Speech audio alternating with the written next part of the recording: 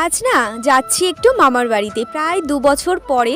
তো অনেক দিন থেকে ভাবছিলাম যে কদিনের জন্য আর কদিন বলতে ওই দুদিনের জন্য আর কি মামার বাড়ি থেকে ঘুরে আসবো শনিবার রবিবার দেখে। তাই শুক্রবার স্কুল করে বেরিয়ে পড়েছি মামার বাড়ি যাওয়ার জন্য। মামার বাড়িতে এসেই তো দেখছি রান্না বান্নার জন্য বেশ ভালোই তোড়জোড় চলছে। এখানে সবজিপাতি সব কাটা রয়েছে আর এই কচু শাকটা হয়ে গেছিলো, এটা না দারুণ টেস্ট হয়েছিল।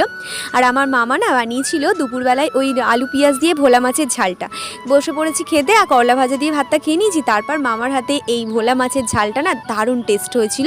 তো খাওয়ার বেশ কিছুক্ষণ পরে আমি যে ওই বাড়ি থেকে বিলাতি আমড়া নিয়ে গেছি, তো সেই আমড়াগুলো এখন কেটে ভালো করে লবণ আর তার সাথে একটু আর কি গুঁড়ো লঙ্কা দেবো, সাথে কামরাঙাও দিয়েছিলাম। এটা আমি কি নিয়ে যাইনি, কামরাঙাটা মাসি নিয়ে গেছিলো। তাই বিকেলবেলাতে কামরাঙা আর তার সাথে আমরা একটু আর কি লঙ্কার গুঁড়ো সাথে লবণ বেশ ভালো করে মাখিয়ে নিয়েছি।